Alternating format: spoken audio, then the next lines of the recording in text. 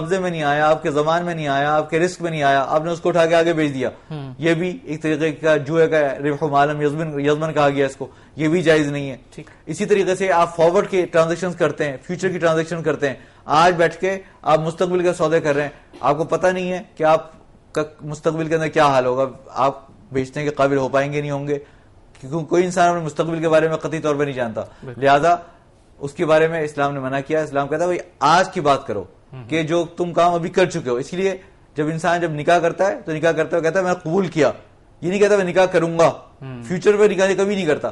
یہی بات بیع کے اندر بھی ہے، خرید و فروخت کے اندر بھی ہے. وہ کہتے ہیں میں نے فروخت کر دیا اور خرید لیا، یہ نہیں کہا کہ میں آئندہ خریدوں گا یا بیچوں گا فلاں تاریخ کو، کیونکہ مستقبل کا حال اللہ تعالیٰ کے سوا کوئی نہیں جانتا. ٹھیک. ڈاکٹر صاحب یہ بتائیے کہ اس پروگرام میں ہم نے تجارت کے حوالے سے بات کی، اس کا اسلام میں تصور اہمیت بہت زیادہ ہے، بڑا امپورٹنٹ ہے. ہمارے انبیاء کرام جو ہے وہ تجارت کرتے آ رہے ہیں اور اہمیت بہت زیادہ ہے. اصول بھی آپ نے بتائے کہ صادق و امین بندہ ہو، جھوٹ نہ بولے، دھوکہ نہ کرے، عیب اگر ہے تو پہلے بتا دے. یہ تمام چیزیں بڑی امپورٹنٹ ہیں. سر یہ بتائیں کہ یہ تجارت کا یہ جو فنڈامنٹل کانسیپٹ ہے، اگر کسی کو اس کے بارے میں علم نہیں ہے تو کیا وہ پھر تجارت نہ کرے؟ بہت اہم سوال کیا آپ نے، بہت ہی زیادہ اہم سوال ہے. ہم لوگ ایک چیز حدیث بار بار پڑھتے ہیں کہ طلب العلم فریضۃ علی کل مسلم، علم حاصل کرنا فرض ہے ہر مسلمان پر. اس کا کیا مطلب ہے؟ اس کا مطلب یہ ہے کہ جو کام بندہ کرتا ہے اس کے بارے میں شریعت کا علم حاصل کرنا فرض ہے. اگر میں کوئی تجارت کرتا ہوں تو میرے اوپر یہ لازم ہے، جس طرح ایسا لازم ہے جیسے نماز کو سیکھنا یا روزے کو سیکھنا لازم ہے. اسی طریقے سے مجھے اگر میں پرٹیکولر کوئی تجارت کرتا ہوں سونے کی یا چاندی کی یا شیئر کی یا کسی اور چیز کی، تو مجھے معلوم ہونا چاہیے کہ اس کے شریعت کے کیا احکامات ہیں. اگر میں بینک میں کام کرتا ہوں تو مجھے معلوم ہونا چاہیے کہ میں بینک کے اس پرٹیکولر شعبے کے اندر کام کر رہا ہوں تو کیا میرے لیے کمائی حلال ہے یا حرام ہے.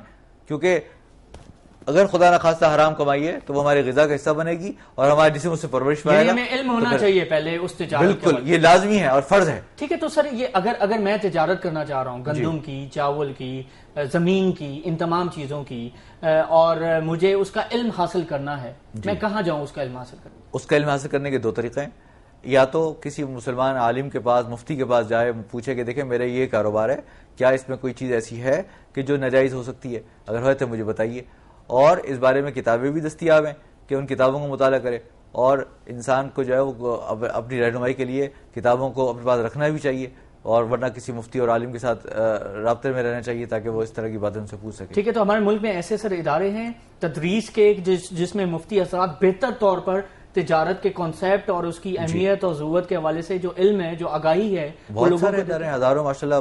بہت سارے مفتیان کرام ہیں، بہت سارے علماء کرام ہیں، مدارس ہیں.